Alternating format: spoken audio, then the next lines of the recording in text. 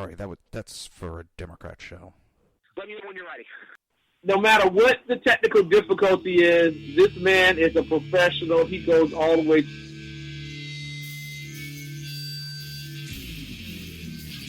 What you represent to them is freedom. Was an extremely great conservative commentator. We're tearing it up on Wednesday night. This is awesome. This will allow me to retort. Well, this is Jersey Joe for the Reaver of Common Sense show. 8 p.m. on shrmedia.com. Actually, I just totally screwed up. This show contains language that some viewers may find offensive. Listener discretion is advised. And now on to the show. And welcome to a very special Reaver of Common Sense show. I am your host, Jersey Joe. And today, we're going to make sense out of the senseless. The Jersey Takeover is here. We have expanded to 2 hours every Monday through Friday, 11 a.m. till 1 p.m. Eastern Standard Time. And today is, that's right, the inauguration, the adults taking back charge of our government. They will swear in Donald J. Trump.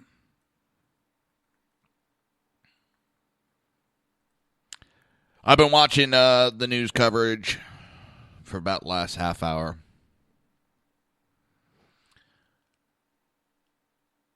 They just arrived from the drive from the White House to the Capitol.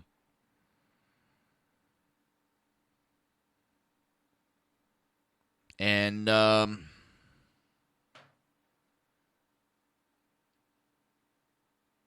it's amazing. They were showing all the people coming in, all the visitors. And the announcer had made a great point. The commentator, whatever you want to. In walks President Bill Clinton and his wife Hillary Clinton. Now you know that woman is hurting. Oh, she looks miserable. She looks pissed off. I mean, she is at the inauguration that she lost. And she is there.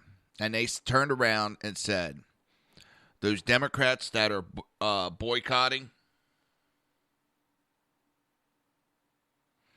they should at least have the courtesy to be there to support her. They turned around and gave her a big middle finger, too.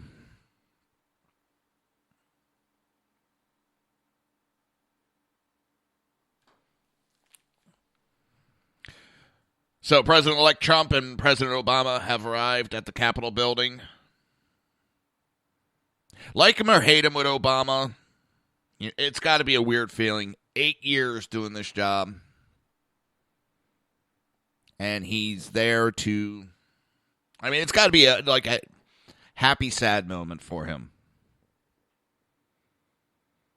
Like I said, like him or hate him, it's still... he did the job for 8 years. And it's got to be a bittersweet for him. You know, I'm pretty sure the weight of the world is off his shoulders. But at the same time, you know, it's got to have some great perks as president.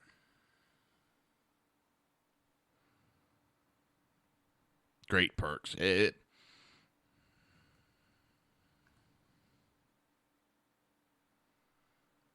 Everybody's starting to file in, getting ready for this great moment.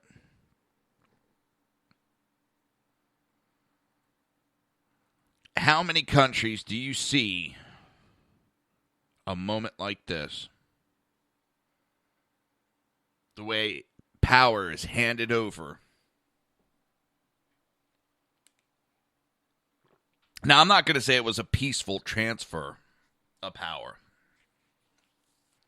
Because in by no way this has been a peaceful moment in this country.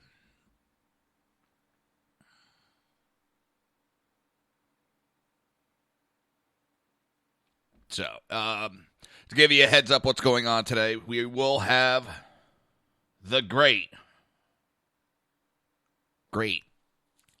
Sackhead Sean calling in for a little bit of commentary prior to noontime. Then at noon, we'll be switching over, maybe even a little bit sooner, to the inauguration. I'll be making some comments here and there, of course, but for the most part, I am just going to have the inauguration going. For the speech, definitely. And then after that, we'll see where the show goes. But during the inauguration, there will be no commercials. I will not interrupt it unless there's breaking news. I don't want to... This is history. Again, like this candidate, don't like this candidate. This is history.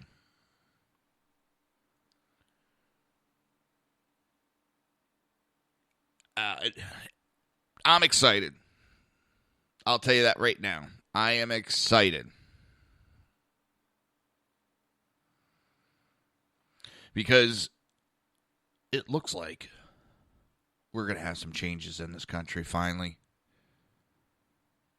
I've said it before. I don't want a solid conservative country. I think too much is never good. But we need to change direction. And one of the news commentators said another thing. After World War II, we saw this change politically across the world. And it seems like that, I know we didn't have a world war, but it seems like today there is a change across the world. Globalists are, they are just beside themselves.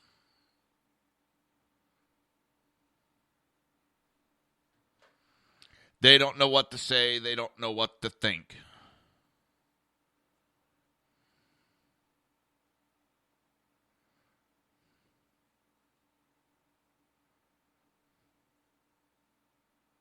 It's absolutely amazing.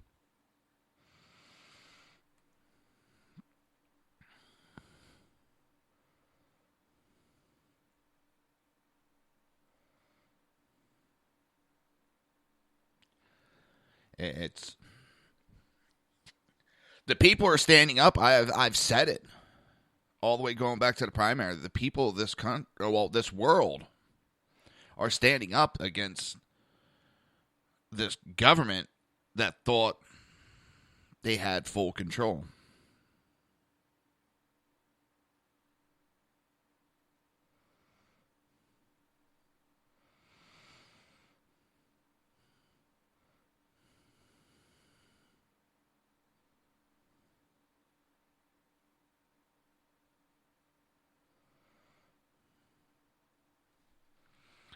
Hello, Kel. And welcome to a very lovely day. I'm still... Holy shit. He did it. And understand this. When the primary started, President-elect Donald J. Trump had a 1% chance of becoming the Republican candidate.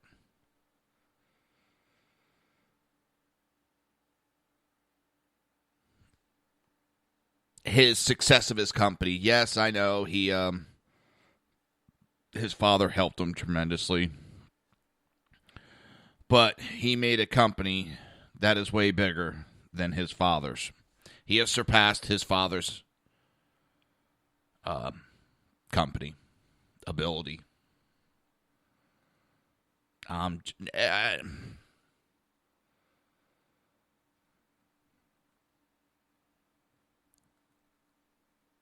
This has been a long time coming. Even before any candidate stepped up, I was talking with my dad, and I was very, very adamant I felt that the conservatives were going to win. It's very often that after 2 terms of one party, the country gets sick of the leaning of that party. And it's not a left versus right. It's just people get tired of it. The parties get a little too cocky when they have too much power.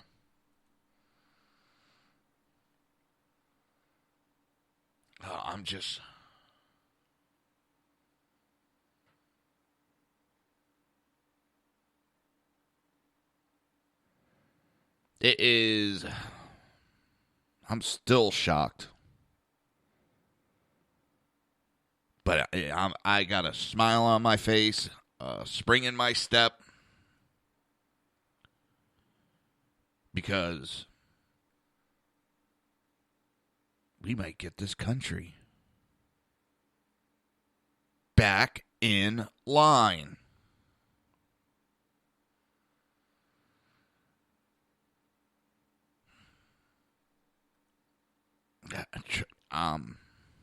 This is beautiful. And even if Hillary had won the election, I would have this on right now and I would be patching in, because that is what America does. I would not have been happy. I would have been very grumpy, but you know what? I would have gone on with it. Just as I would have done for her, I will hold Donald J. Trump's feet to the fire to make sure that he does what he says. And so far, he's doing it.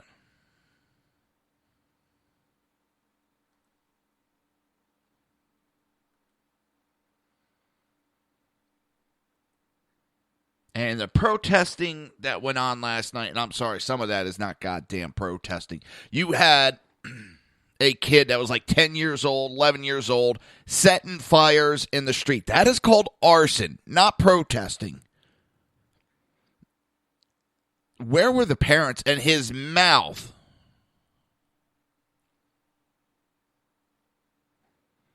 He was an anarchist in training.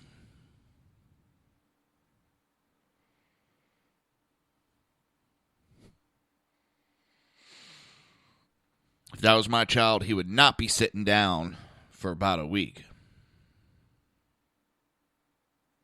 Exactly, Cal. The actual inauguration is going to start at 11:30, but I'm not going to patch in until about noontime when it really kicks in. They're showing the crowd. It is absolutely packed. You have gray skies. They said it might rain, and people are still there in droves.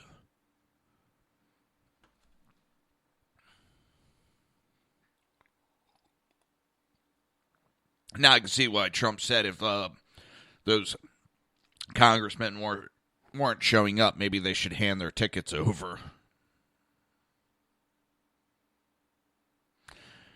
They're showing grumpy. And by that I mean, wow, Hillary Clinton talking to Bush.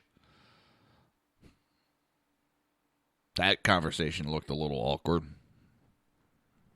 So, how does it feel to lose, knowing that I was able to win?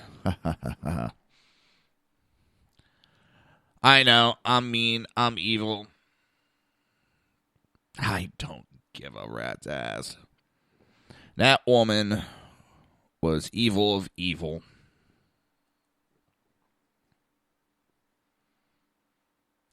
But at least she had the balls to show up. I'll give her that. She had the balls to show up.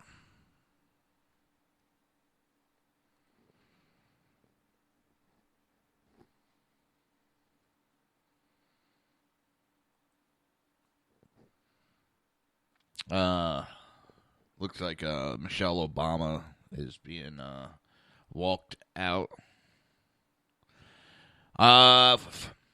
They have Marine One. I forget what the designation is for today. As soon as the inauguration is done, Michelle, Barack, and the kids will go out the backside of the Capitol, out to the helicopter, flown to Air Force One, which will not be designated Air Force One, and they will be flown out to Palm Beach, California, for their last ride on the American Dime. Hey, Cal, I heard some news that Prime Minister Trudeau is in a scandal right now. I don't have it in front of me, but I heard there's some investigations, something about a vacation house or something like that. Maybe you guys will get lucky and be able to push the guy out the door.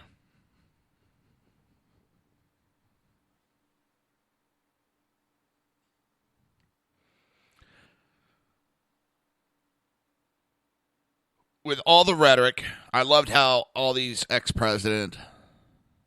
Yeah, Laura Bush looks happy.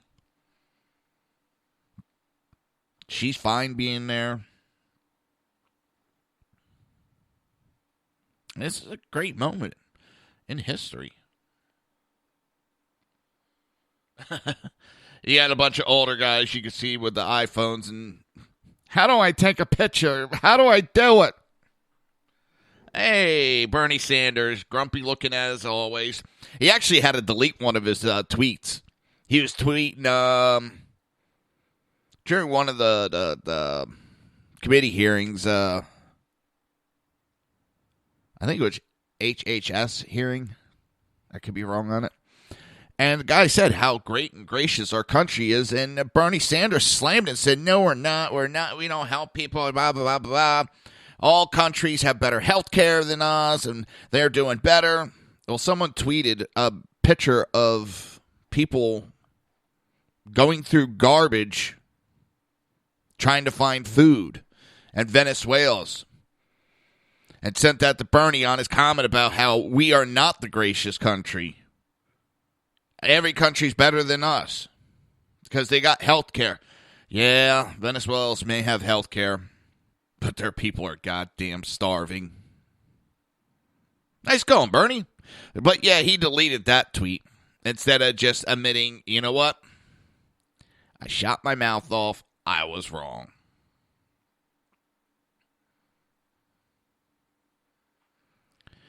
I love how these idiots just can't admit when they've messed up. Well, we got 12 minutes, and then it's going to start. Like I said, we'll patch in closer to noontime.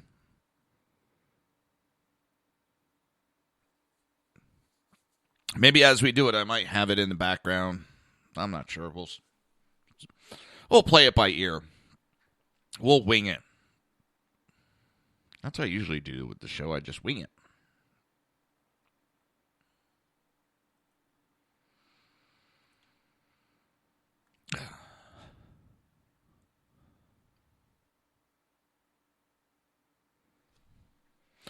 So, the Federal Conflict of Interest and Ethics Commissioner has launched an investigation into the circumstances of Prime Minister Justin Trudeau's New Year's Eve holiday in Bermuda.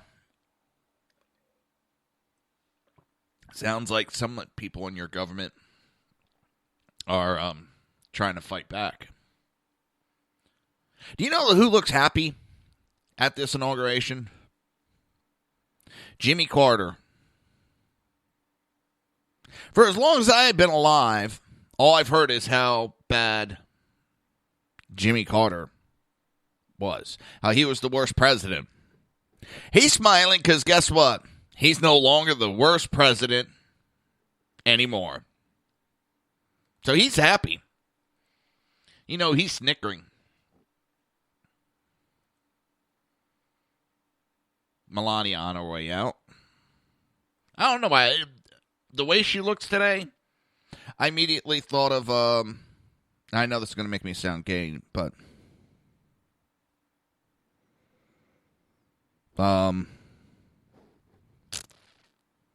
Jackie Kennedy. Don't ask me why.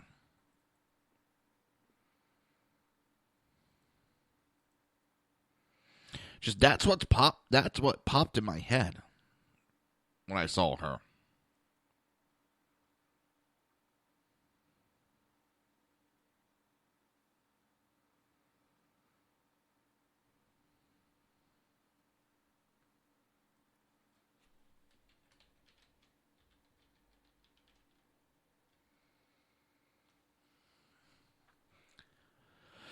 Yeah, I will do patching for the oath time.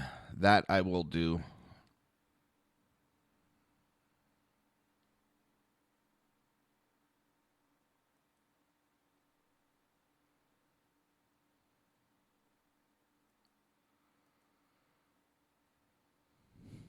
Man,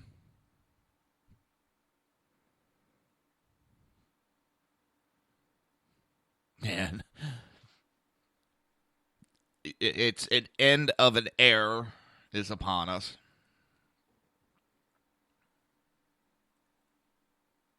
Michelle looks miserable. Like I said, I don't want to pick on her too much because it's got to be a rough day on them. I mean, like them, hate the Obamas. You know, it's got to be bittersweet for them. The pressure's off of them, but they've been there as the leader of the country for the last 8 years. And one good thing is we get to straighten out the kids' lunch now.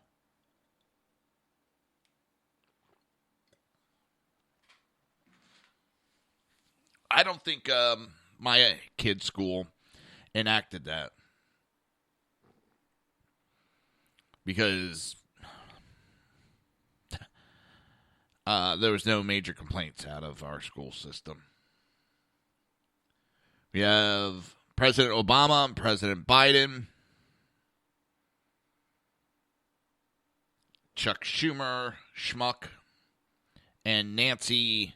If you want to know what's in it, you got to vote for it, Pelosi. You got to pass it.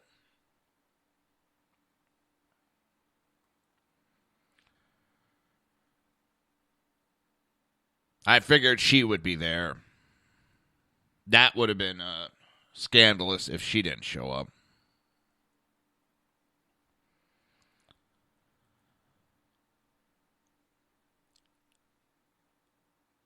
All the Democrat senators will be there. None of them are playing games. The ones that act mostly like children of late are the House Democrats.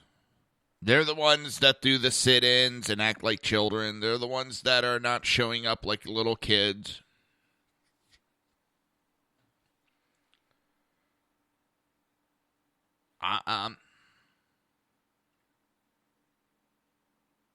Could you imagine it? You know, as I said, a 1% chance, and you're going to walk out any moment now to be sworn in.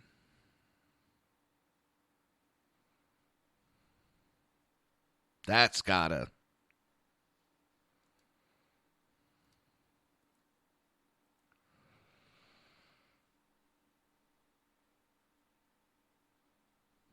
And I actually feel sorry for the young kids.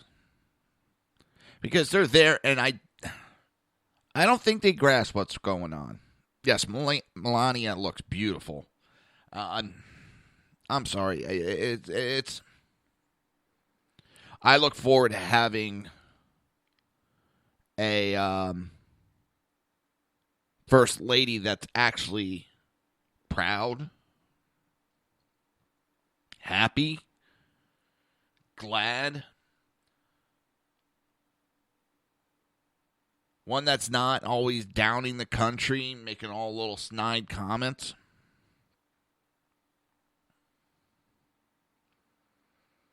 Let's see what's being said. Anything?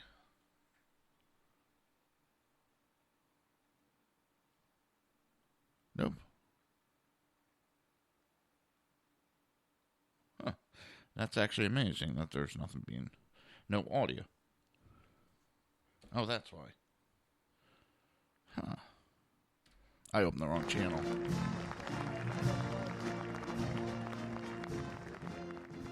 I'd opened the wrong channel on my mixer. That's for President Obama. He's congratulating the family for Trump right now.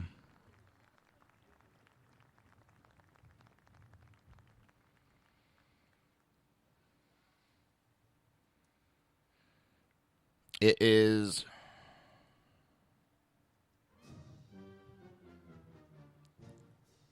beautiful day.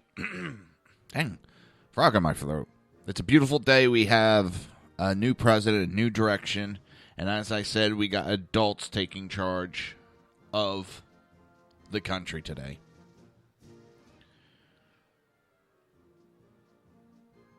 And it doesn't seem it was as bad as it was promoted. There were some issues last night, but for the most part, we still got to get through today. But there was a lot of stuff that was supposed to be done last night. I know there was a lot of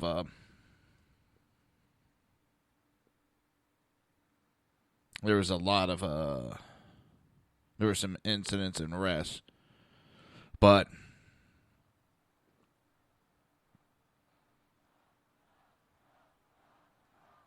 oh, what's going on?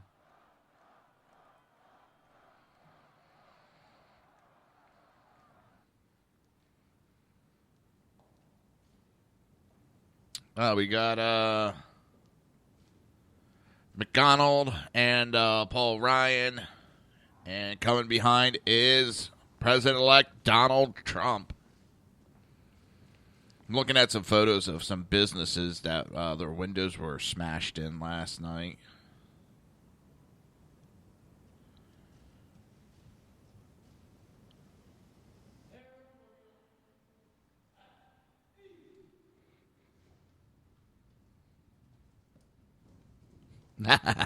I have Kel in the chat room, and she's the one that's feeding me the girly lines about Melania and all the girly comments. So, but I'm the one that I actually saw, and it made me feel really unmanly when I saw Melania, and she just reminded me of Jackie. I mean, it was class. It was something I'm not used to of late.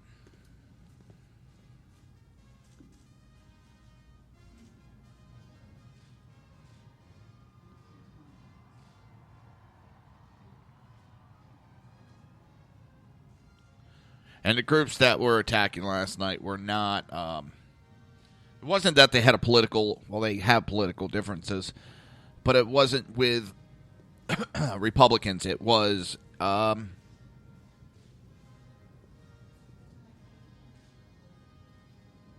ABC's alluding that we're as divided as it was during the Civil War. This country's been divided for a while now, and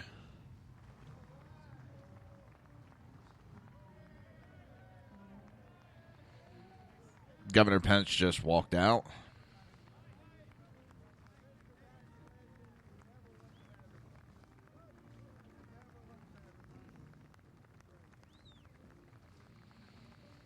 I'm looking through some news, and unfortunately, there's been some attacks around the country. And guess what keeps popping up? ISIS.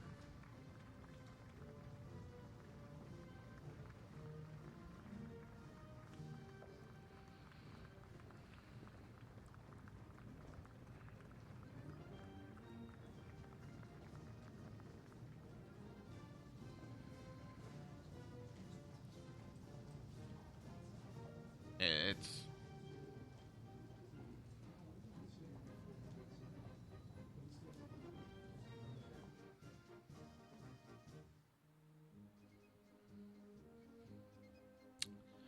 kind of, I'm looking through some stuff, so if I get it quiet for a minute, my apologies.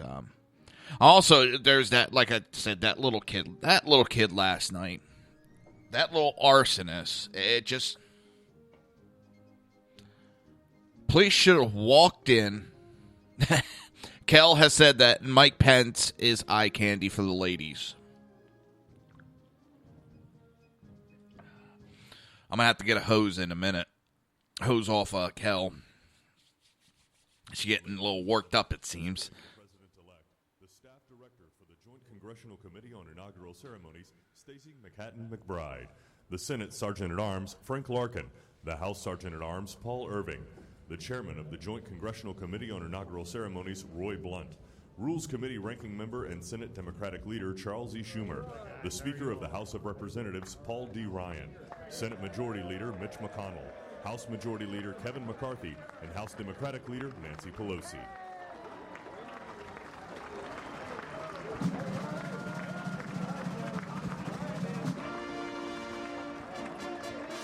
I wonder what Rosie O'Donnell is doing right now. The hissy fit she's throwing in her house or wherever she is. Because she came up with dumb ideas, but...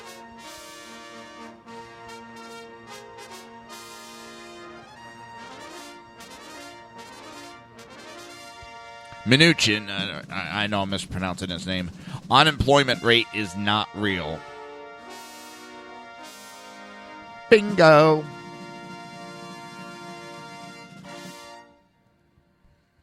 Ladies and gentlemen, the President and we have Sackhead Sean. John Trump. Good afternoon, Sackhead Sean. How are you doing? Jason Joel Reaverites, how are you, brother? I am doing very good. Especially since me as well. The party that's going to start any moment now. Watching President-elect, soon-to-be President Trump walking out. He just walked out. And I said this in the tweet. I've said this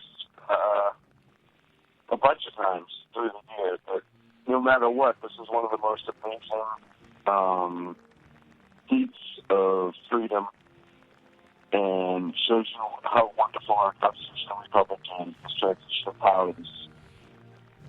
The fact that we elect our leaders, and they're our representatives, and they answer to us. But, just this moment is a beautiful thing that it's done. This country is absolutely. One of the things that I said at the beginning of the show, even if Hillary had won, I would still be airing all of this because it is a special moment in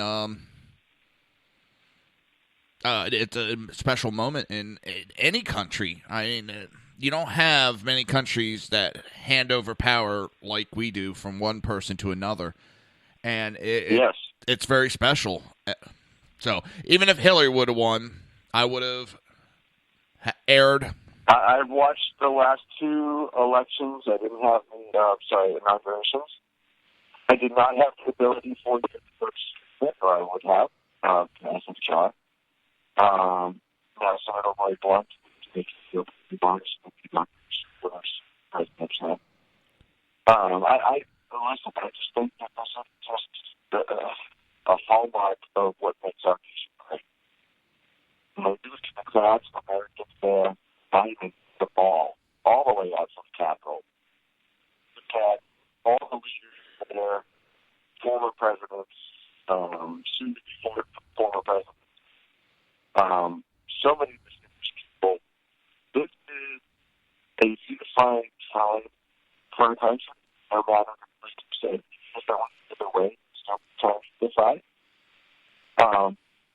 By the way, I honestly have to say a couple months ago.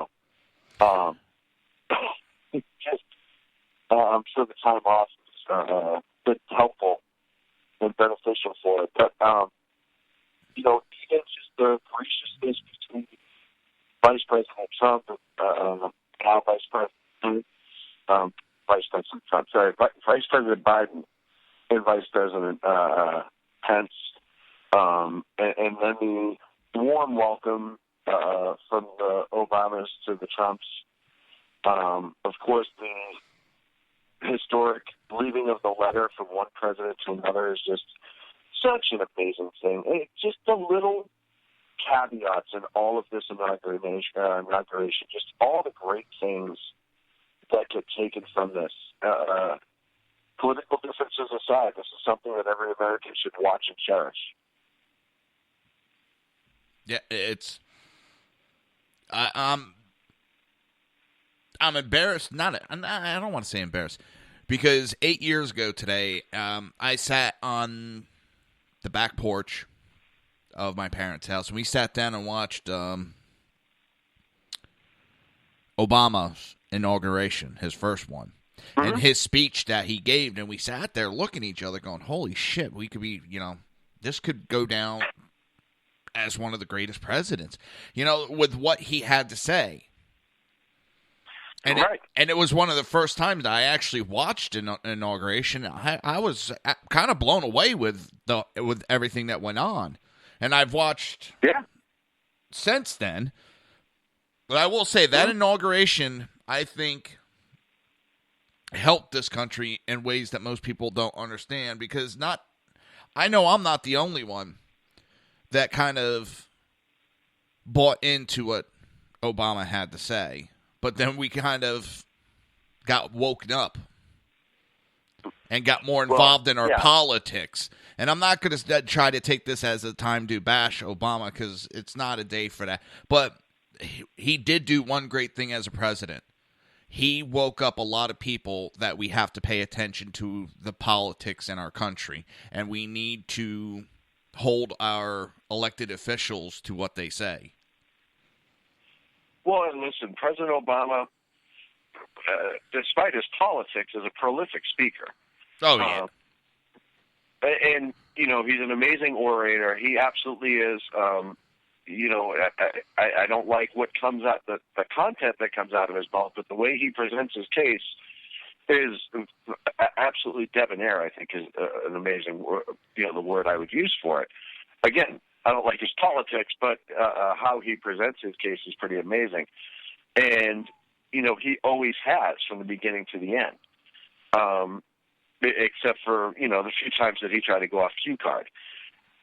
That being said, I agree with you. 8 years ago, his speech that he gave was a very strong speech and a very moving speech, and I absolutely understand why so many people were moved by it.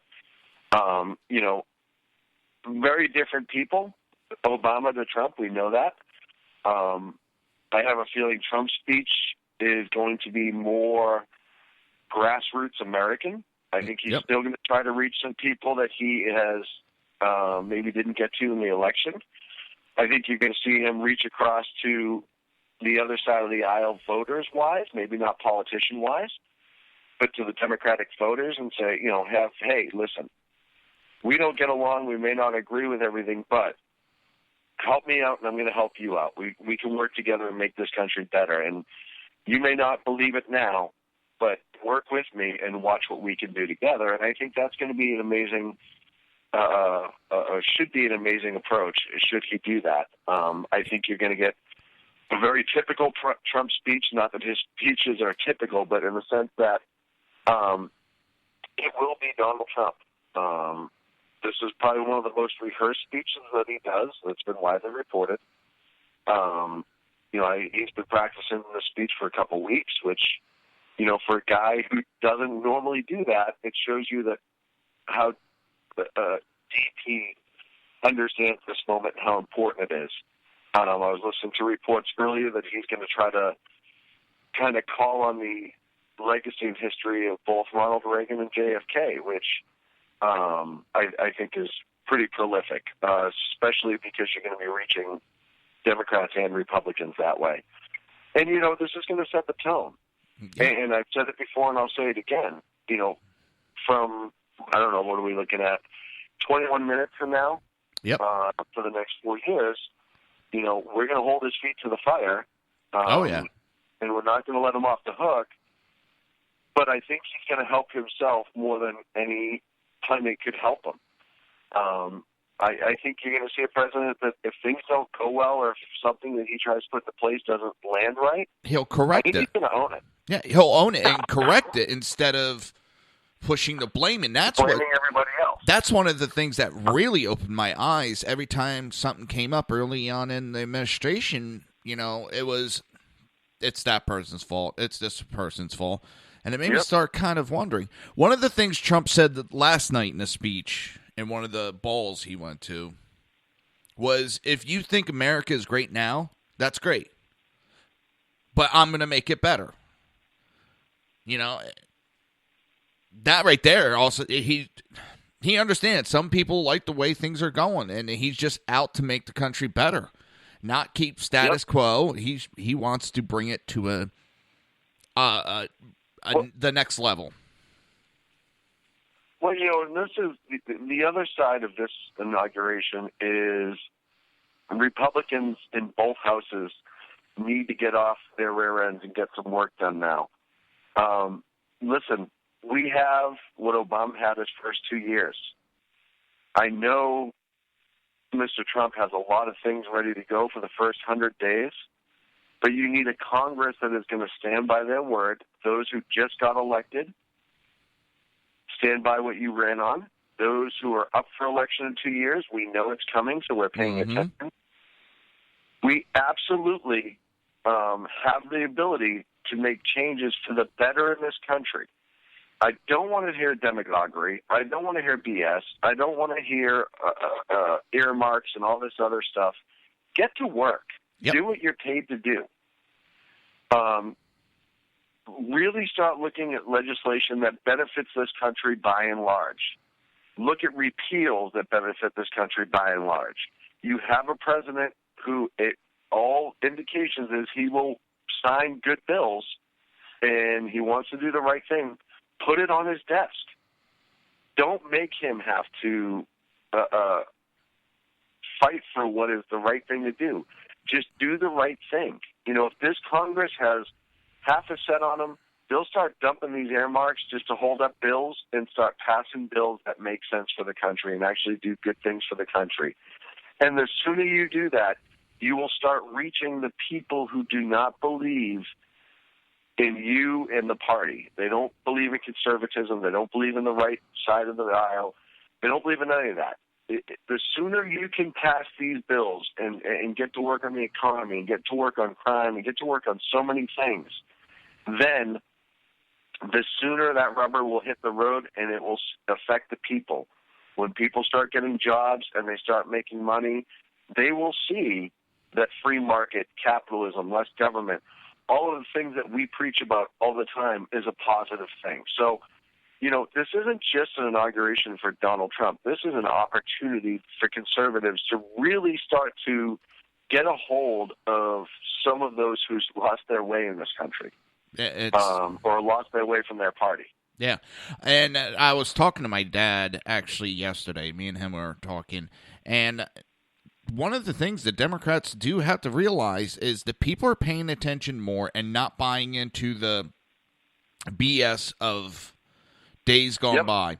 And they do have a 2018 election, and the way they're going right now, I see another wave of losses for the Democrats, because if they're going to sit there, and they've been saying it, they're going to block, they're going to block, they're going to block, they're going to obstruct, the American people are going to hand control right over to the Republican and go, show us what you can do. We can't do any worse. I think you have Manchin. Sorry, one last point. Manchin of Virginia, because he's out there going, nope, I'm going to work with the Republicans. I think he realized it, that he's up for re-election and he has to do some work, not just sit there and, I'm going to block. Yeah, and I think you're going to see more Democrats float back to the center. Listen, the era of the progressive is gone in the sense of holding the executive position in this country. They're not holding anything over the Democrats either. So those Democrats who aren't necessarily progressive Democrats, and they are out there, can almost come home, so to speak. They don't have to stand with those progressives who just are lunatics, in my humble opinion. They can stand closer to that blue dog Democrat that they've been, and they have that opportunity, and separate themselves from this rising progressivism that we're going to see over the next 4 years become more nasty and full of vitriol than we've ever seen them. The progressives in the next 15 minutes will be absolutely unhinged, and they need to be held in check. And in order to do that, blue dog Democrats who don't believe in this complete progressivism need to come home to the older Democratic Party that they once were. And I think if that happens, you're going to see a lot of good things get done for this country. I'm very positive about that. And I really am. But, all of that starts in 16 minutes. Right now we have this inauguration that is just absolutely gorgeous. The Capitol, Joe, it's a beautiful building anyhow. Well, but when it is completely done up for these inaugurations and you have the flags and the bunting and the banners and just the thousands upon thousands of people, my God, is that not an absolutely beautiful view? It's beautiful. It's gorgeous, but we do have issues that are popping up right now that are coming up on Twitter and a couple of news agencies. We got some protests that are actually turning violent, and they're destroying businesses right now. I think they said on Washington Street. And these groups, I was looking into, not major investigation, but I'm looking into, it's amazing the ties that they have. And I'm watching one guy run around with a black flag, not an ISIS, but a black flag. Mm-hmm. These are not, and these groups had plans. No matter who won, if Hillary won, they would have been doing the same thing. These are anarchists that are just trying to cause trouble. But I think it's absolutely, and they better realize we have. Oh, someone's limo just got totally destroyed, and someone's limo, all the windows just got smashed out of it. Which feed are you watching, Joe? I'm bouncing around, and I'm going down Twitter and seeing all different feeds. A lot of them are coming from the BBC. Mm-hmm. They're airing it. It's actually, I'm going to kick over. I'm jumping subjects. I know Chuck Schumer just came up to speak. I'm going to put him in. You won't be able to hear it, so I apologize. Go ahead. Interconnected world, a rapidly changing economy that benefits too few while leaving too many behind, a fractured media, a politics frequently consumed by rancor. We face threats, foreign and domestic.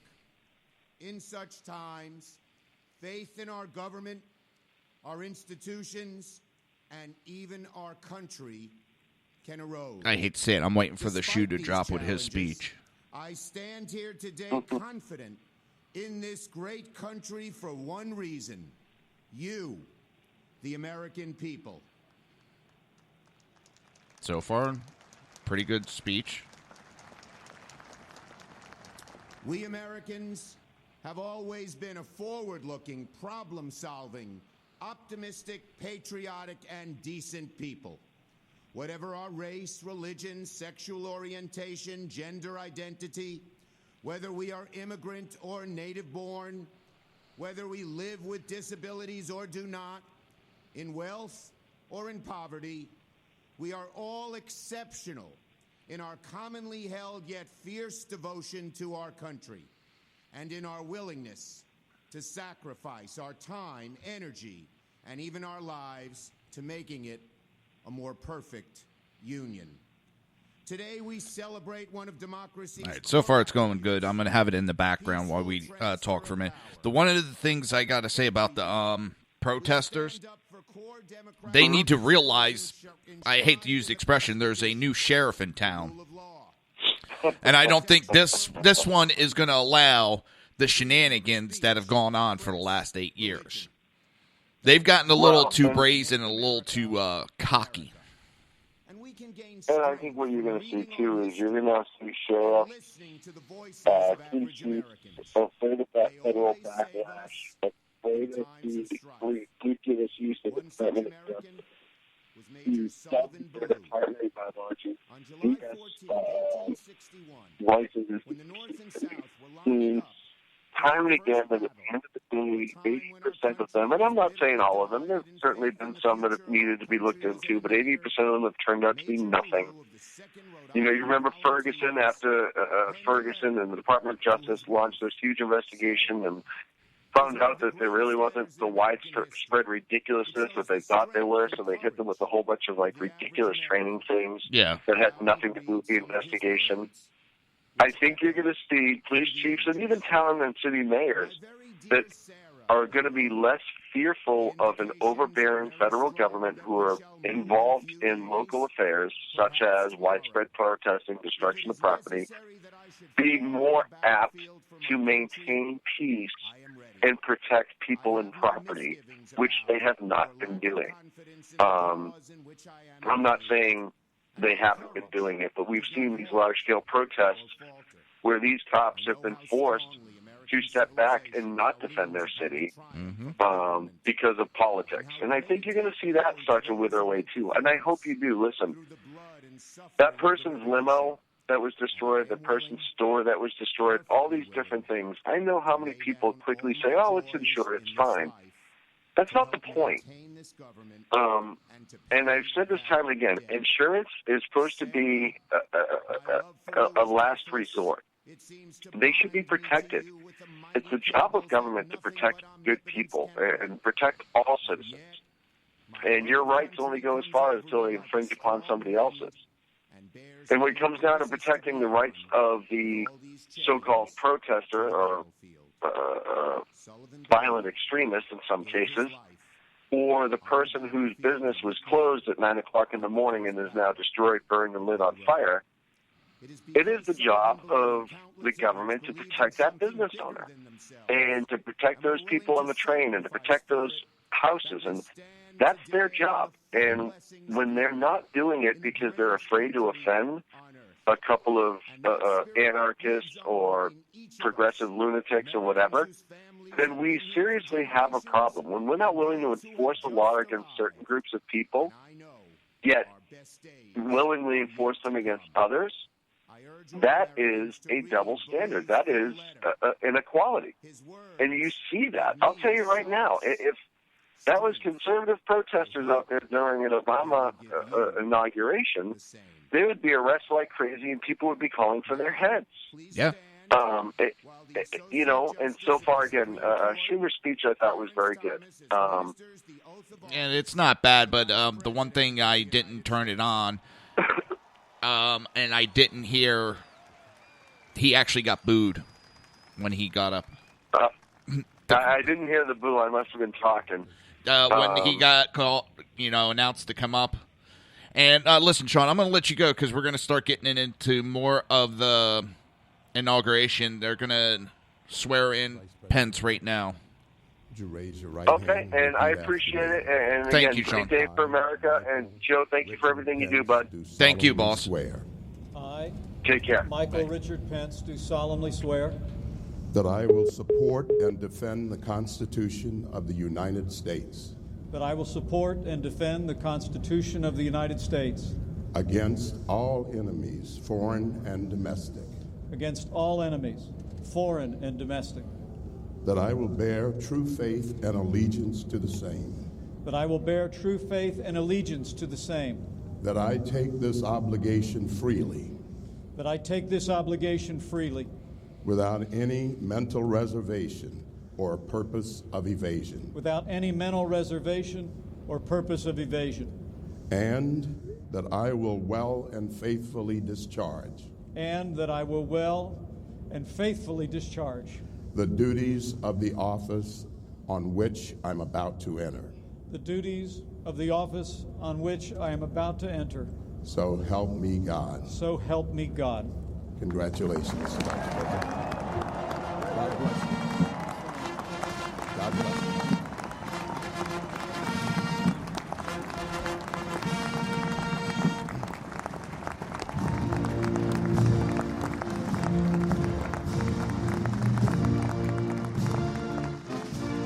That's one great person down, another one to go. And it's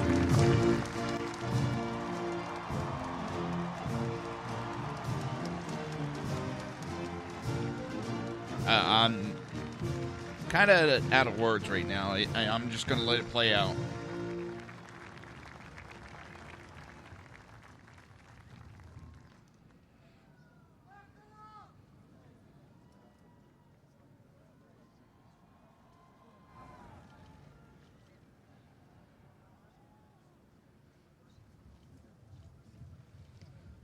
And I'm sitting here, I'm going over Twitter, and yeah, Chuck Schumer was getting booed big time. And I'm also seeing that. Ladies and gentlemen, the Mormon Tabernacle Choir, accompanied by the President's own. I'm seeing that when they announced Hillary Clinton, the crowd was screaming, "Lock her up."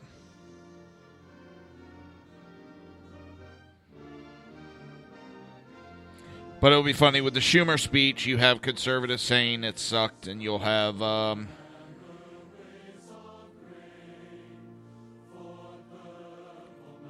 liberals praising it.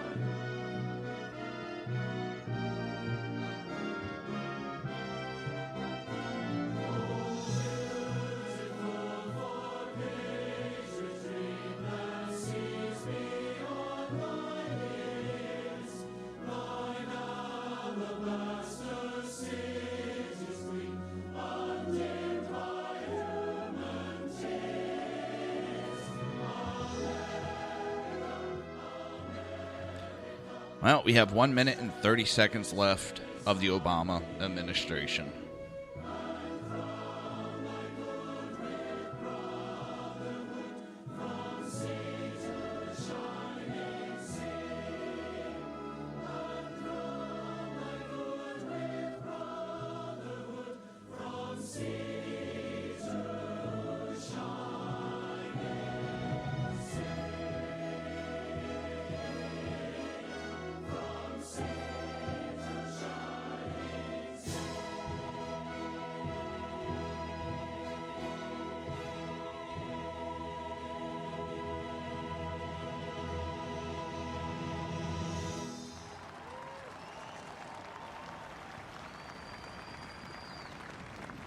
Ladies and gentlemen, it's an honor to introduce the Chief Justice of the United States, John G. Roberts, Jr., who will administer the presidential oath of office.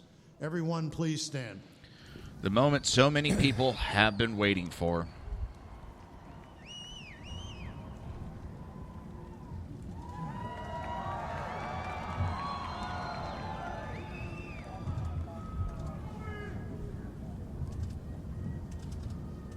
Please raise your right hand and repeat after me. I, Donald John Trump, do solemnly swear. I, Donald John Trump, do solemnly swear. That I will faithfully execute. That I will faithfully execute. The office of President of the United States. The office of President of the United States. And will, to the best of my ability. And will, to the best of my ability. Preserve, protect, and defend. Preserve, protect, and defend. The Constitution of the United States. The Constitution of the United States. So help me God. So help me God. Congratulations, Mr. President. And a thought just crossed my mind as he was getting sworn in and is now President of the United States.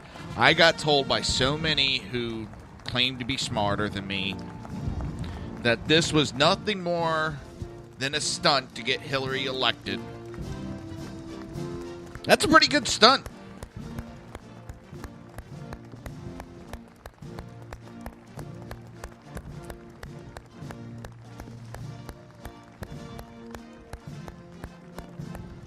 And a new weight just went onto his shoulders.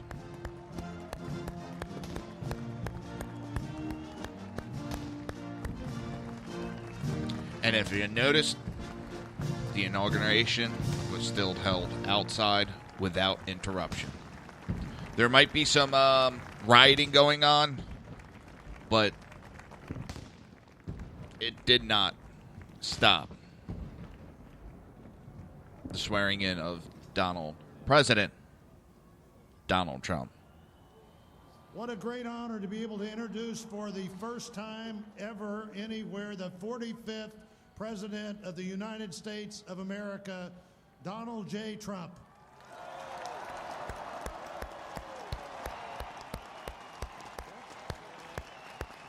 Did I get that one right, Tony?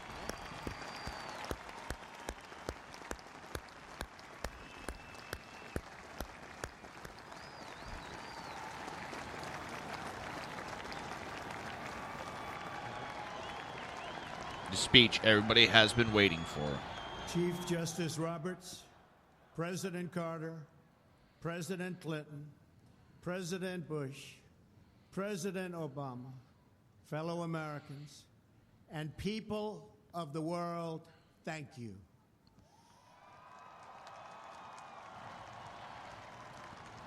We, the citizens of America, are now joined in a great national effort to rebuild our country and restore its promise for all of our people.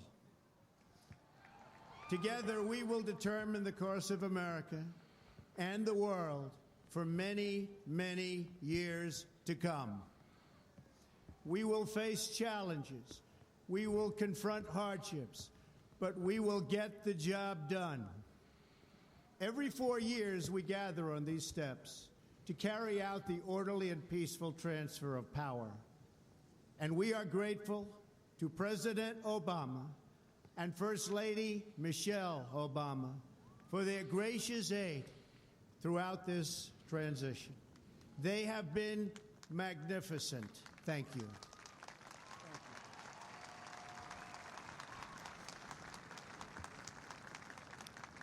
Today's ceremony, however, has very special meaning, because today we are not merely transferring power from one administration to another or from one party to another, but we are transferring power from Washington, D.C., and giving it back to you, the people.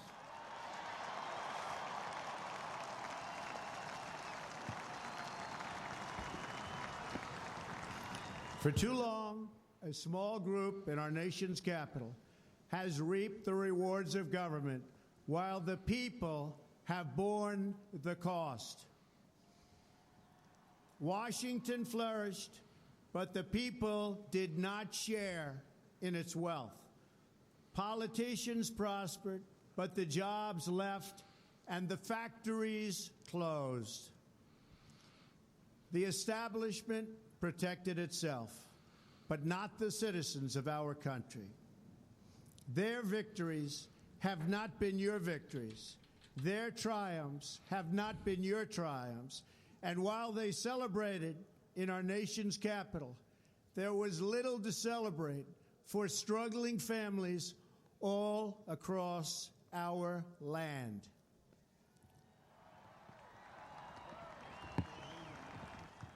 That all changes starting right here and right now, because this moment is your moment. It belongs to you.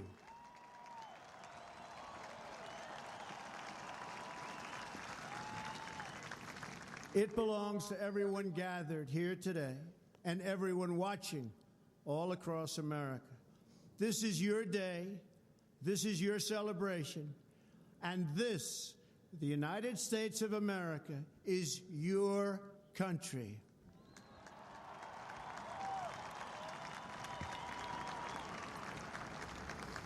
What truly matters is not which party controls our government, but whether our government is controlled by the people. January 20th, 2017 will be remembered as the day the people became the rulers of this nation again.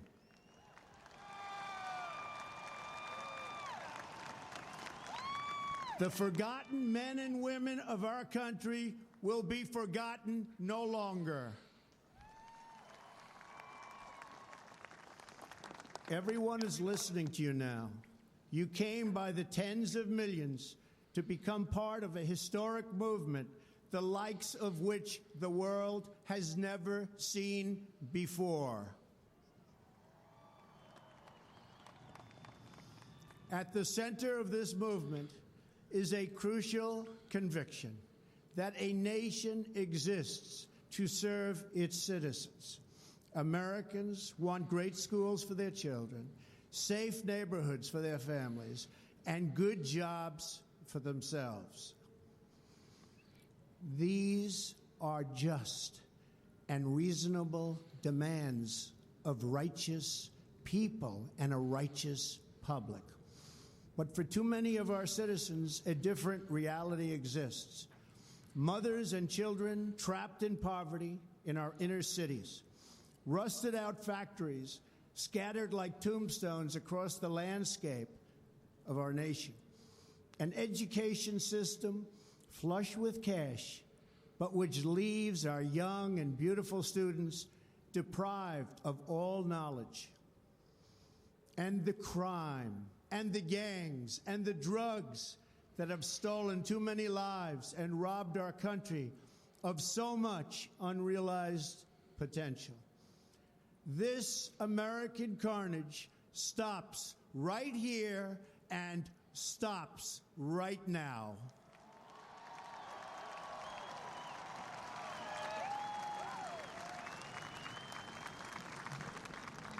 We are one nation, and their pain is our pain.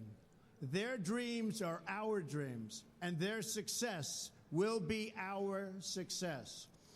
We share one heart, one home, and one glorious destiny.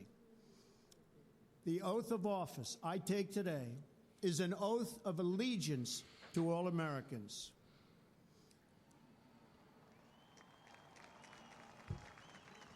For many decades, we've enriched foreign industry at the expense of American industry, subsidized the armies of other countries while allowing for the very sad depletion of our military. We've defended other nations' borders while refusing to defend our own.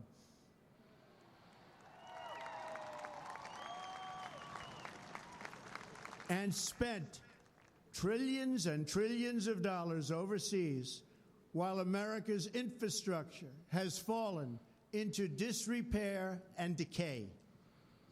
We've made other countries rich while the wealth, strength, and confidence of our country has dissipated over the horizon. One by one, the factories shuttered and left our shores, with not even a thought about the millions and millions of American workers that were left behind. The wealth of our middle class has been ripped from their homes and then redistributed all across the world. But that is the past, and now we are looking only to the future.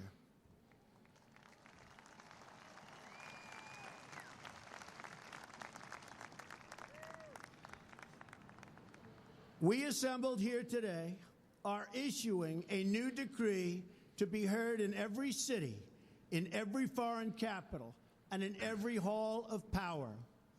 From this day forward, A new vision will govern our land. From this day forward, it's going to be only America first. America first.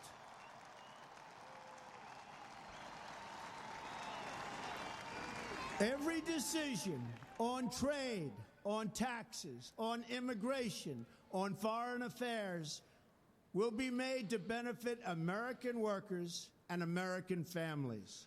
We must protect our borders from the ravages of other countries, making our products, stealing our companies, and destroying our jobs.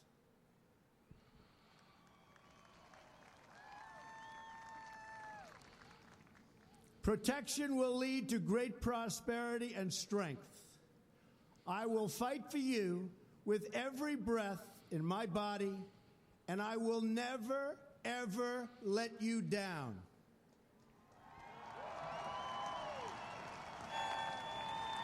America will start winning again, winning like never before. We will bring back our jobs. We will bring back our borders. We will bring back our wealth. And we will bring back our dreams.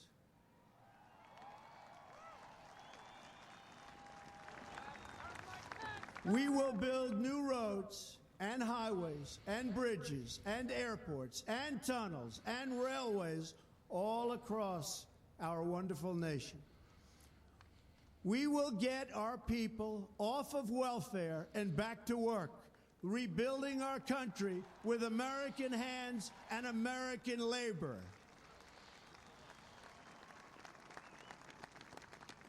We will follow two simple rules: buy American and hire American.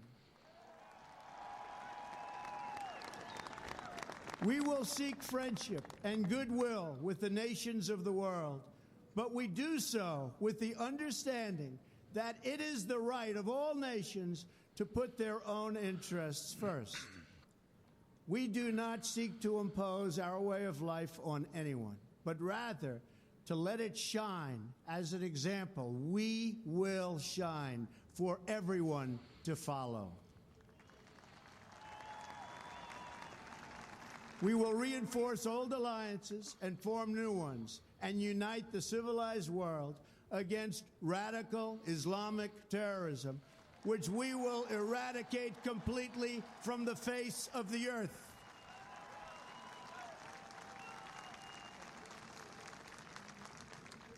At the bedrock of our politics will be a total allegiance to the United States of America. And through our loyalty to our country, we will rediscover our loyalty to each other. When you open your heart to patriotism, there is no room for prejudice.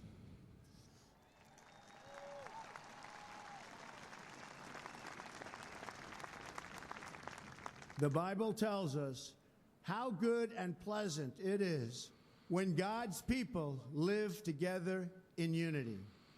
We must speak our minds openly, debate our disagreements honestly, but always pursue solidarity.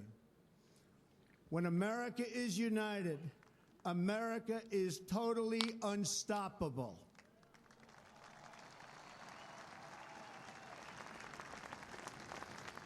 There should be no fear. We are protected, and we will always be protected. We will be protected by the great men and women of our military, law enforcement, and most importantly, we will be protected by God.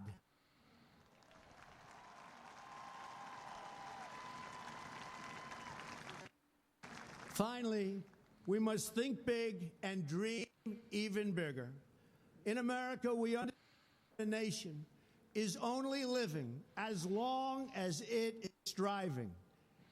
We will no longer accept politicians who are all talk and no action, constantly I'm going to have to complaining, change feeds. but I'm having never trouble with this one. anything Give me one about moment. it.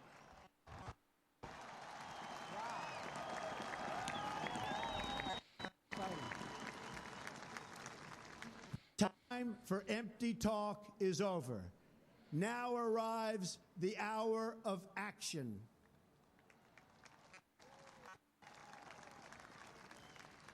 Do not allow anyone to tell you that it cannot be done. No challenge can match the heart and spirit of America. We will not fail. Our country will thrive and prosper again. We stand at the birth of a new millennium, ready to unlock the mysteries of space, to free the earth from the miseries of disease, and to harness the industries and technologies of tomorrow. A new national pride will stir our souls, lift our sights, and heal our divisions. It's time to remember that old wisdom our soldiers will never forget, that whether we are black or brown or white, we all bleed the same red blood patriots.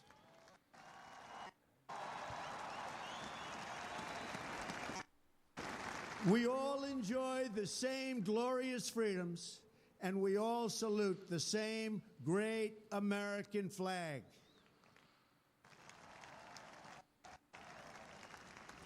And whether a child is born in the urban sprawl of the windswept plains of Nebraska, they look up at the same... Switching feeds, and this one's going to be running right behind. Sorry. Heal our divisions. It's time to remember that old wisdom our soldiers will never forget, that whether we are black or brown or white, we all bleed the same red blood of patriots.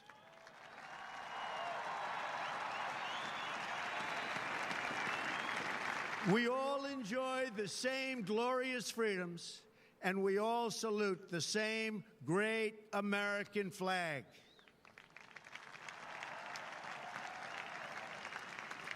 And whether a child is born in the urban sprawl of Detroit or the windswept plains of Nebraska, they look up at the same night sky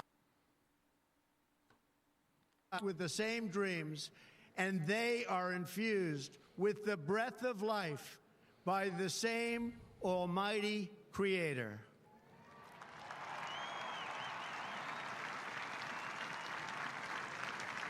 So to all Americans in every city, near and far, small and large, from mountain to mountain, from ocean to ocean, hear these words: you will never be ignored again.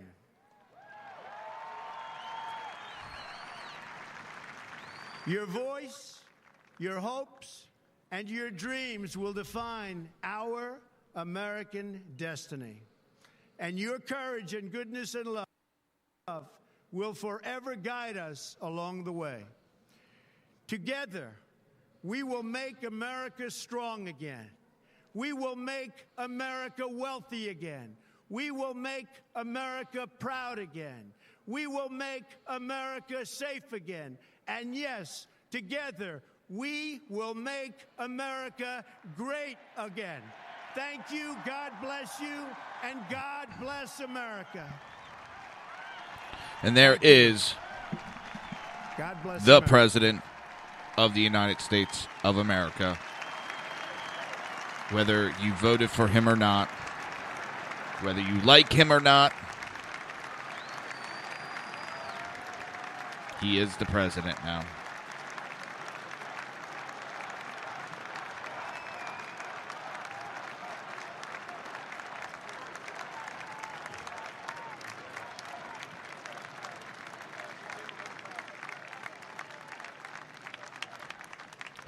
He gave a speech, and it was nothing but... I just noticed something.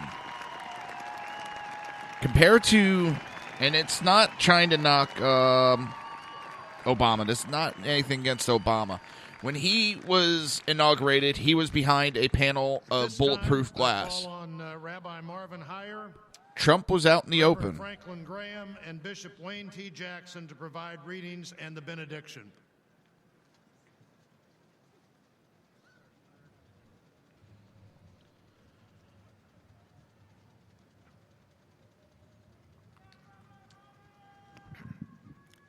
Eternal God, bless President Donald J. Trump and America, our great nation.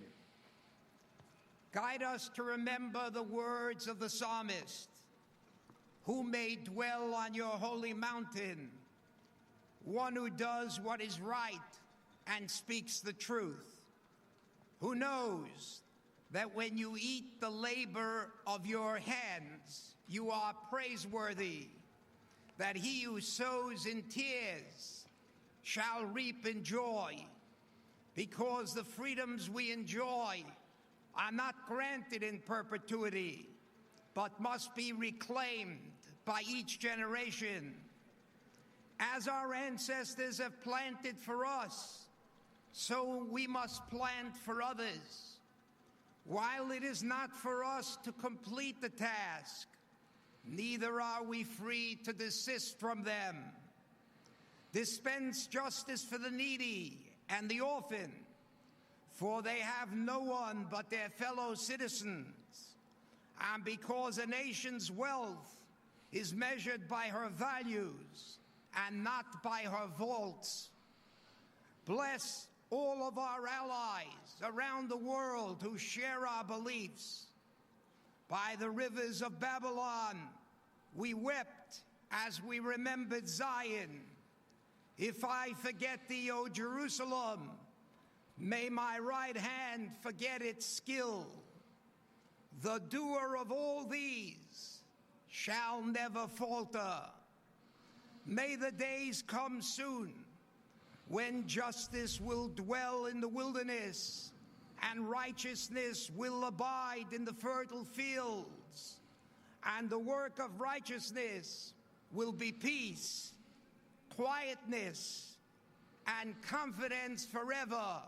Amen.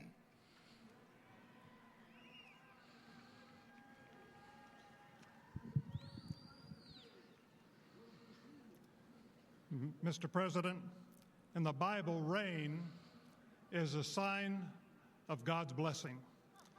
And it started to rain, Mr. President, when you came to the platform. And it's my prayer that God will bless you, your family, your administration, and may He bless America. The passage of Scripture comes from 1 Timothy chapter 2.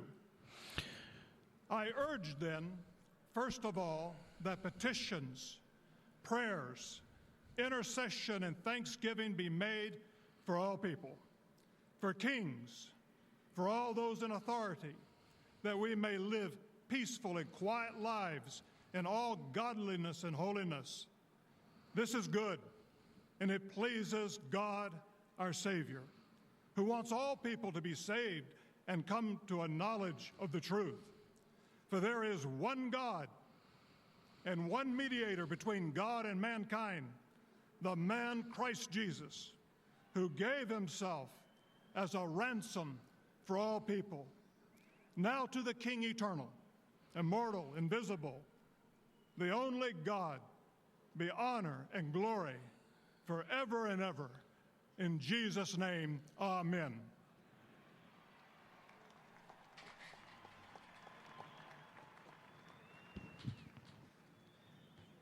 We thank you, Father, for letting us share this great moment together. Let us not take for granted the air we breathe or the life you've given us. We were all created by you with one blood, all nations to dwell upon this land together. We're not enemies, but brothers and sisters. We're not adversaries, but we're allies. We're not foes, but we're friends. Let us be healed by the power of your love and united by the bond of your spirit. Today, we pray for our 45th president, the vice president, and their families, and give them the wisdom to guide this great nation, the strength to protect it, and the hands to heal it. We bless President Donald J. Trump. We ask that you give him the wisdom of Solomon, the vision of Joseph, and the meekness of Christ. Solomon, who kept peace among many nations, Joseph, who dreamt better for the people, and Christ, who accepted us all. O Lord, mend our hearts and stitch together the fabric of this great country. In the spirit of the legendary gospel songwriter Mahalia Jackson, oh, deep in my heart, I do believe the Lord will see us through. I do believe we are on our way to victory. I do believe we will walk hand in hand. I do believe we shall live in peace. I do believe. Oh, deep in my heart, I do believe America, we shall overcome. May the Lord bless and keep America, make his face shine upon us, and be gracious unto us, and give us peace. In the mighty name of Jesus, amen.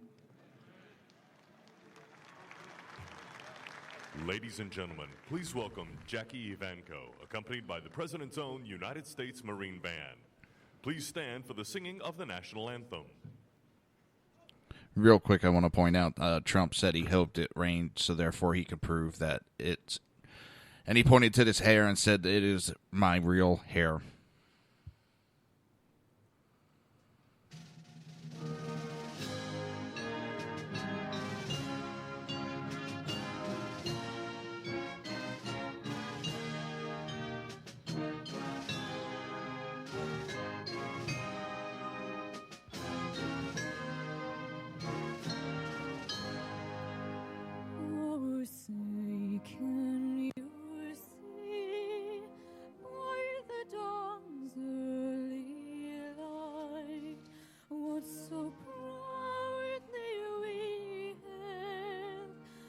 The twilight's last gleaming, whose broad stripes and bright stars through the perilous fight.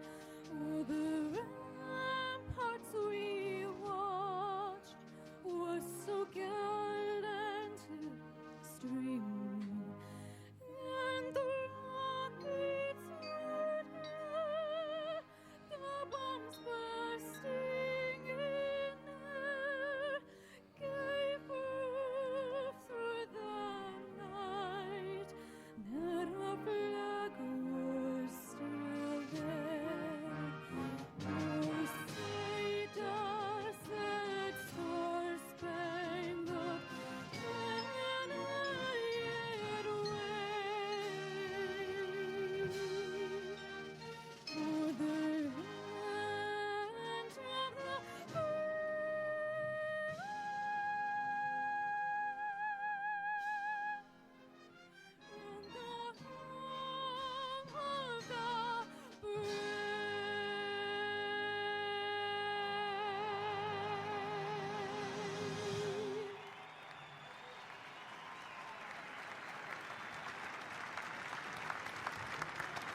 Ladies and gentlemen, please remain standing while the President and official party depart the platform.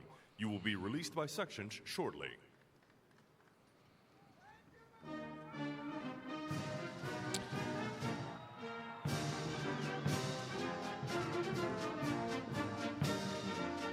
I was taking a look. I thought for a minute Obama already scooted out of there, but no, he's still there.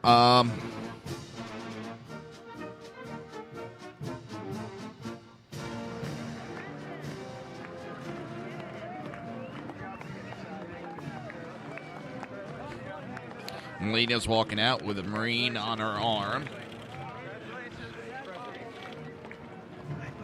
That's got to put a smile on her face a little bit. I was being a smartass with that one, so.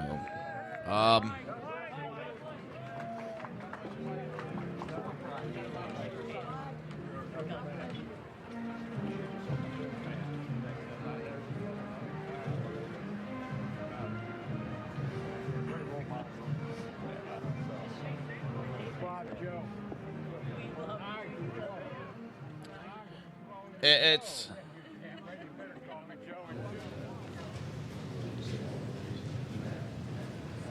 He walked in, president-elect. He walks out, president of the United States of America. I believe now he has to head to the White House and start actually signing some paperwork.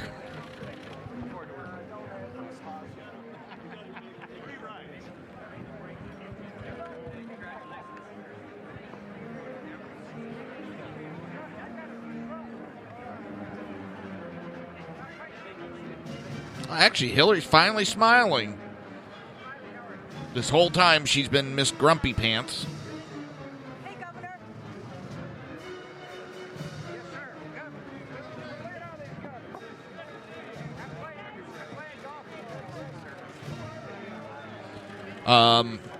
Senator Chaffee just stopped and shook Hillary's hand and had a few words with her.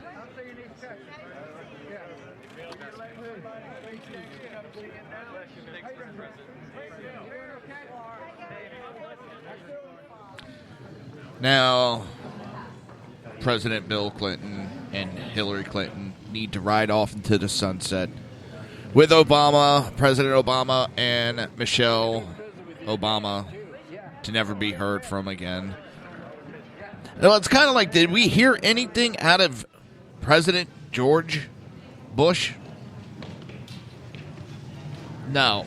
They just went into basically a retirement, and that was it. He stayed out of politics.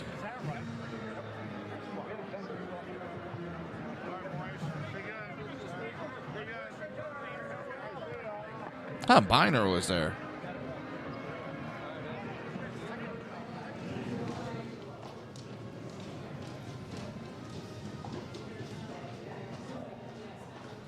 Now, George Bush and Hillary Clinton are walking through the hallway with their arms around each other.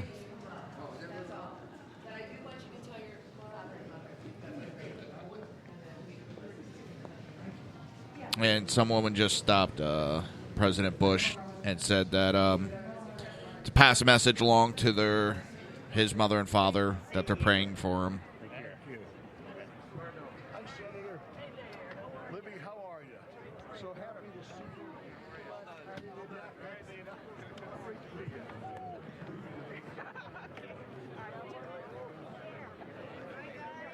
It's the dawn of a new day. And I'm pretty sure we still have the children burning and looting in the streets. I'm going to see if I can find anything on it.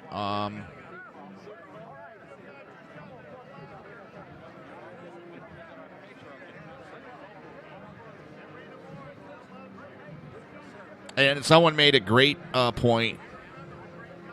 There was not a single I in that speech of President Trump. It was about we the people, not him.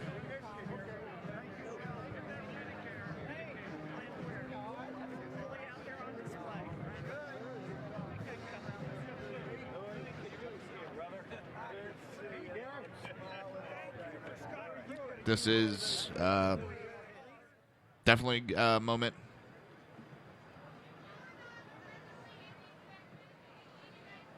that's going to change the direction of this country for the better.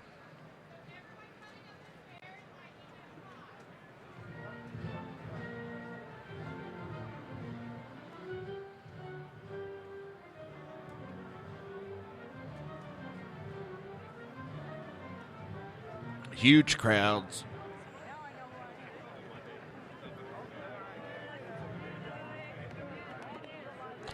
BZ has put out a tweet. And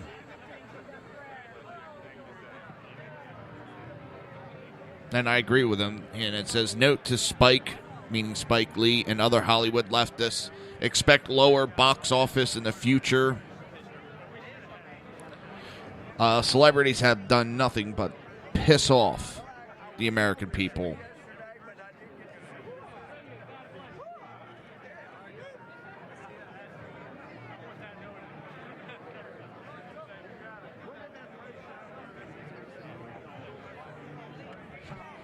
Another one's got a picture of what looks to be either a subway or a bus ride.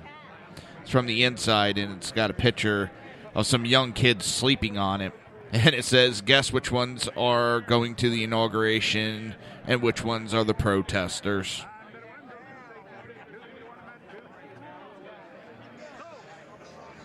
Hold on one second. Let's see what this is.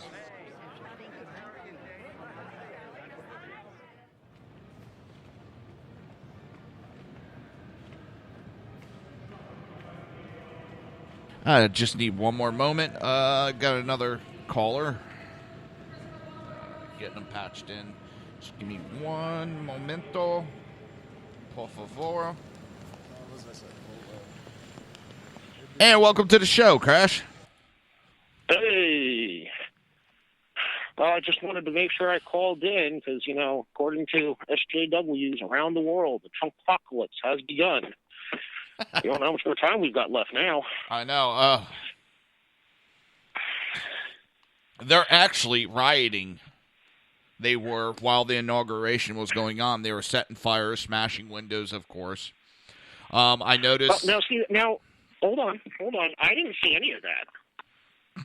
Well, I got no reports of any of that. I was watching it live, and it was all completely peaceful. CNN was saying that everything was fine.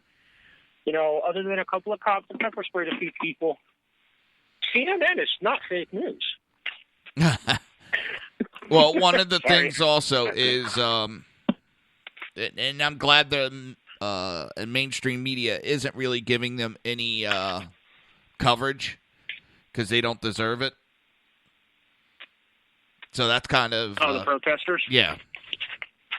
And No, right now, I saw a little...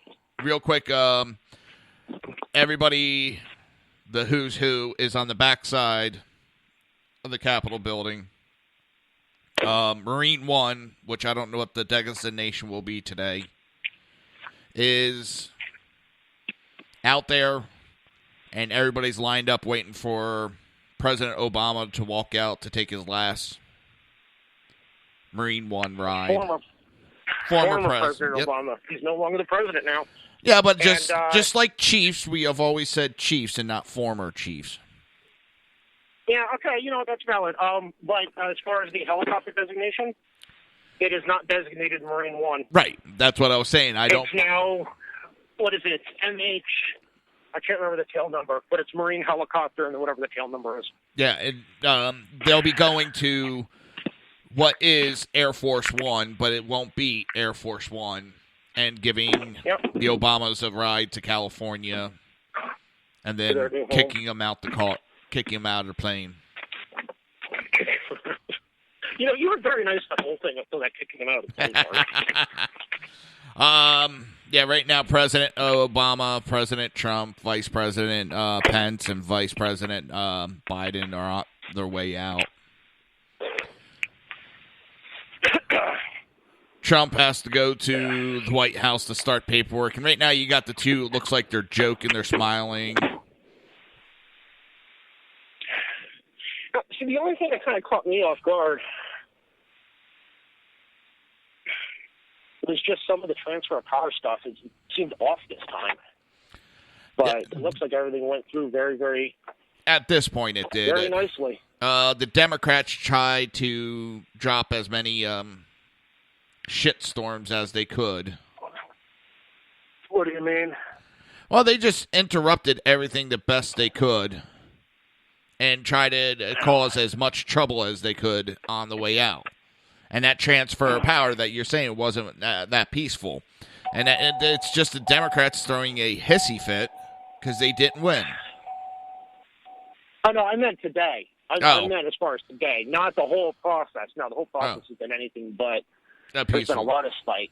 Yeah. But there was concerns about today because the general was requested to resign at 12:01, meaning that he was only in charge of the inauguration. He wasn't requested to resign. It is customary. He wasn't requested to resign. It is customary that with the new incoming president, that general offers his resignation. Oh, seems to have lost, Crash. We seem to have lost. And I don't know, I'll have to repeat it when he comes back on. But, yeah, the general is what he was alluding to was there was a general that's in charge of the National Guard that helps with the security for the inauguration. When a new incoming president comes in, they offer their resignation. President Trump accepted his resignation at that point.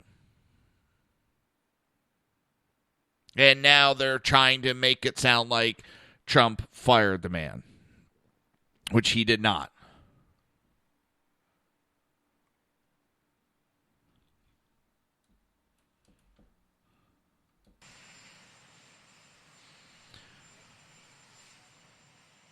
Let me see if I can.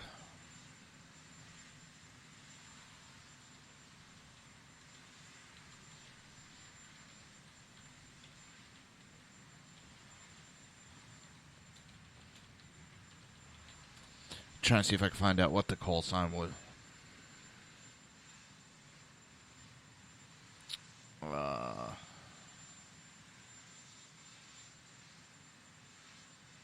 As we know, it's Marine One when the president on it.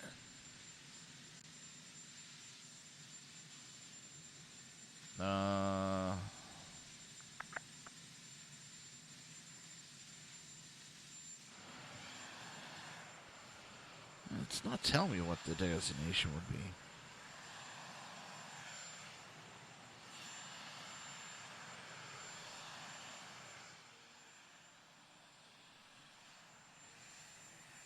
Yeah, I can't find it.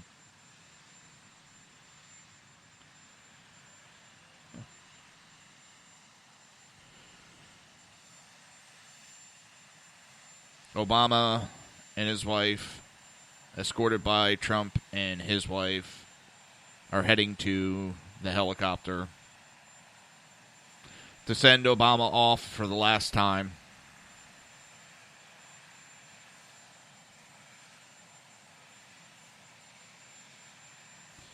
Michelle that was a little rude. Trump came over to give a hug. She went to shake, and he gave her a hug, and she just left her arms down. To me, that's kind of rude.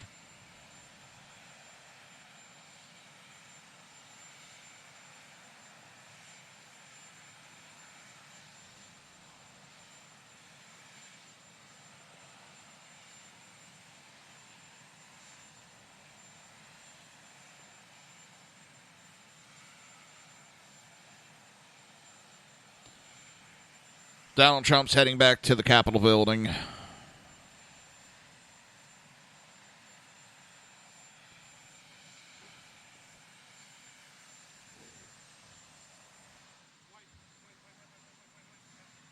I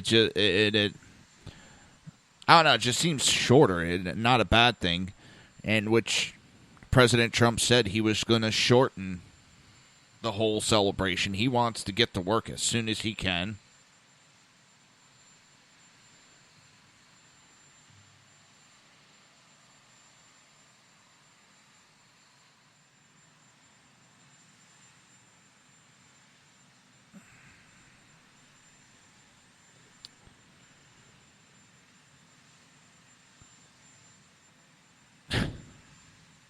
I don't know what was said. President Trump leaned over to Mike Pence, said something, and then kind of like gave a signal that an umpire would give like a safe signal, but it was not like real exotic. Just a nice little hands went from left to right, waist high. Like that's it. It's done.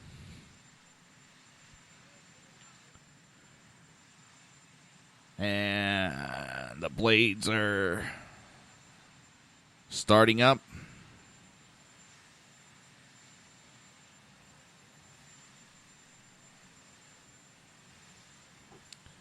Trying to find out.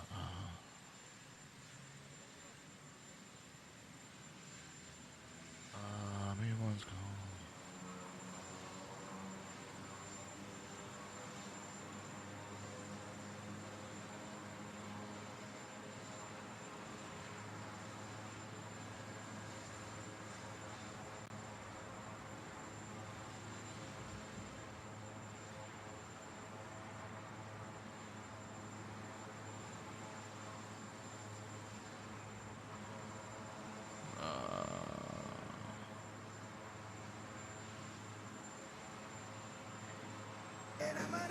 Here comes Crash.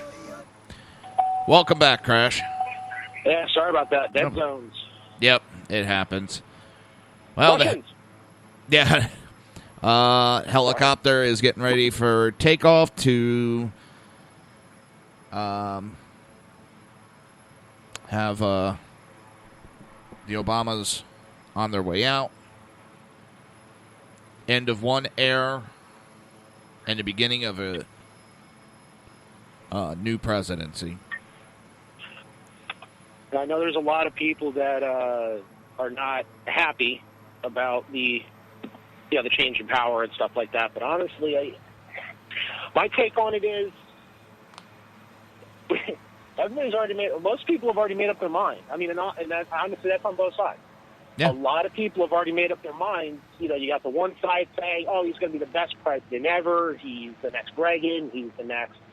Yeah, he's going to be absolutely phenomenal. And they're already putting him up on such a pedestal that he may not be able to make that pedestal. Yeah. And on the other, and then the other side of that token, I mean, he's up on that pedestal, so, well, it doesn't matter what he did. He can't do no wrong. And then the other side has already convicted him of high crimes and treasons against the state. So it's never going to matter what he does. He still didn't do anything right. And I think that kind of stinks. You're like, give the guy a chance. I mean, he's obviously been extremely successful in all of his endeavors up to this point. He doesn't generally take on more than he can handle, and he is extremely smart. I mean, I think his pick of VP was a good pick. I was against the pick at first. I will tell you right now, I was against that pick. I thought that was the worst pick. And then as I got to know the man, I went, holy shit, I was dead wrong. The thing is, he's a very strong political person. And honestly, that's what Trump needed. He needs somebody to fill that gap where he is lacking. Trump lacks in the political arena because that's not his area. He picked a very strong political, damn it, I can't think of the word right now, but, a very politician. strong political person to work directly beside him in the Oval Office. I think that was an extremely smart move. Okay, real quick. When you got cut off, we were talking about the general. Trump did not ask for him to resign. It is customary No, I know for. he did. Okay, well, they're trying to make it sound like Trump fired that man, but he did not. No. That is customary for him to offer his resignation, and it's very often accepted with a new administration. But usually, at least from my understanding, yes, that is customary. Yes, it is generally accepted. However, the resignation does not go into effect until the event is done, until the operation is completed. This one was set to go in effect at 12:01 p.m. That's right in the middle of the operation. Now, from my understanding, it's always been that way. See, I have the opposite understanding of it. That yes, the guy would have resigned today. His resignation would go into effect today, but it would have been when all the troops were returning, when the operation is done. But they're trying to make it sound like Trump fired this man for no reason, which... No, Trump was actually trying to keep him. Well, he took his resignation, which... There's nothing wrong with that. I mean, he has a right to have his people surrounding him. This is going to be a guy that's going to be a bit responsible for his safety, so... But that is all done. We now get to look at what's to come. I'm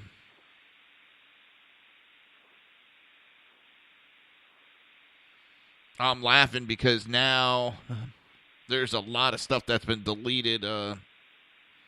All the stuff on climate change has been deleted from the White House page. I haven't been able to independently verify that, but it's being reported. Yeah, all that's been removed.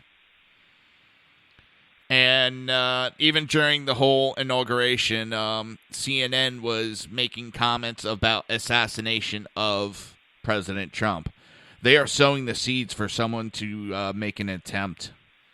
And honestly, what I really disliked about CNN was that they did a report yesterday, and they were talking about if there was an assassination, who would be the next person, who would be the next in the line of succession. If it happened right before the inauguration, and they were... It's pretty sickening. Even if it happened, they were saying, even if it happened directly after, when Trump was in, it would still be one of Obama's picks because Trump's cabinet hasn't been confirmed yet. No, they would have because Vice President Pence was sworn in prior to Obama, so Vice President Pence was already in office. It would have fell to him. So they were talking about if something happened to take out the whole thing. Oh, yeah. But it's disgusting that they were discussing that. That was... Yeah. And they're sowing the seeds into someone's mind to go make an attempt. And could you imagine if this was Fox saying it in 2008 about Obama? Racist. Oh, my God. The new day Fox would have had to shut down. The one thing, and I got to give her credit, and I kind of felt bad for her, but at the same time I didn't. Number one, Hillary being there today, I give her credit for being there. That took a lot. She looked miserable, and when they announced her, the chanting of lock her up, that I don't know if it was appropriate. That's inappropriate. Okay, I mean, the day is supposed to be about the transfer of power, the inauguration of a new president. That's what it's supposed to be about. The rest of that crap needed to go away. Just the same as I think, people calling for Trump to be assassinated today, that was inappropriate today, just the same as, Yeah, I know. And Hillary for prison. It's not the time. I kind of snickered when Chuck Schumer went to give his speech. He got booed. There's a lot of people that are tired of, and I'm not trying to justify it. You have the left justifying these riots. I'm going to say I can understand some of the booing and the locker up. I don't think it was appropriate, but I can understand why it's happening. That people are tired of the bullshit. So, well, a new administration, he's supposed to be getting to work right away. He's not supposed to be partying up like past presidents have. You still there? Yeah. Okay. No, I'm just listening to you. No, it just went a little quiet. I'm like, did we lose him again? No. Yeah, I heard he, right after all the formalities and everything else is done, he's supposed to be going right to his desk and getting started on something. Like, man. Well, he has paperwork he has to sign as the incoming president. He's got to authorize a lot of stuff. He's got to actually authorize all his nominations. There's been the confirmation hearings and all that, but the actual vote still has to come today. Yeah. And those paperworks, he has to sign all those paperworks. Now there's been debate whether he's going to do some executive orders or if it's going to wait till Monday. That one's gone back and forth. But supposedly, if not today, Monday, there'll be like 200 executive orders signed, reversing a lot of Obama's executive orders. So he's essentially he's going to be doing executive orders that are negating previous administration executive orders. Exactly. Nothing new. He's not doing anything new. He's just resetting the clock on certain items. Yep. That's nobody exactly knows because, well, which ones? When it comes to Trump, you never know. Yeah. I know there's a lot of speculation about which ones he's going to do, and I know each side of the aisle, they've all got their picks. The first one should be this, the first one should be this. Wait and see, it's going to be what it's going to be. I don't think anybody other than Trump knows which ones he's going to be doing first, second, and third. Yeah, so Sally Cohen, who works for MSNBC, during the inauguration, puts out a tweet that shows Trump grabbing Lady Liberty by the crotch.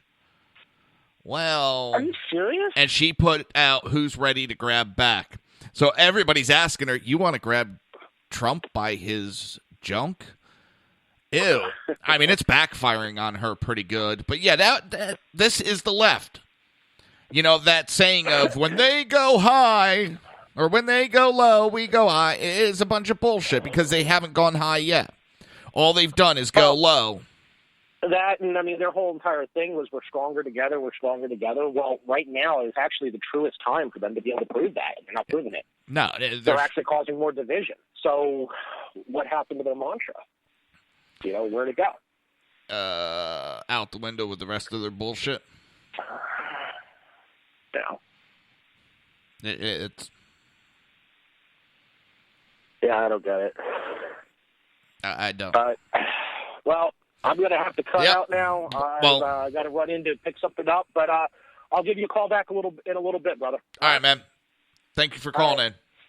Yeah, no problem. Have a good rest of your day, good weekend, America, and we'll see what the next 4 years bring us. Exactly. I'm looking forward to it. All right. Have a good one. Thank you for calling. So it's interesting inauguration. I'm still amazed that there was no big bulletproof window in front of Trump. It was wide open. I didn't think they allowed that anymore.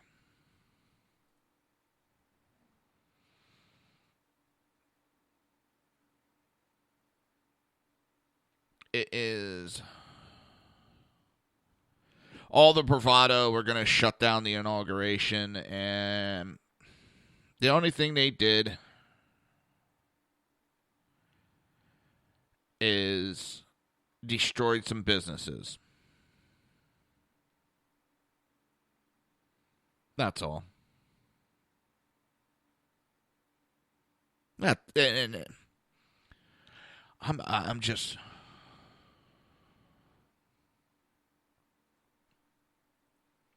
I'm ready for a new start. I'm ready for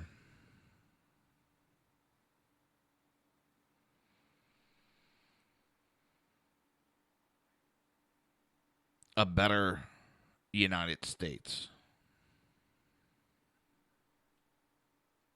And I can't wait till Trump starts enacting and retracting and getting people back to work. I want to thank everybody for tuning in, and hopefully I did some justice to the inauguration. I will see everybody Monday right here on SHR Media. Have a great weekend, everybody, and congratulations to President Donald Trump. You've been listening to the Reaver of Common Sense with its host, Jersey Joe. You can tune in every day, Monday through Friday, 11 a.m. to 1 p.m. Eastern Standard Time, right here on hppundit.com and shrmedia.com.